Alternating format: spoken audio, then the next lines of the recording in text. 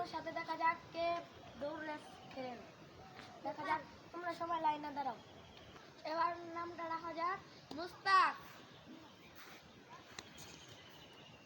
Arman,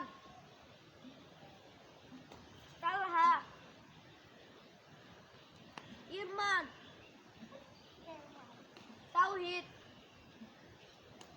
Nahid, Kawsar.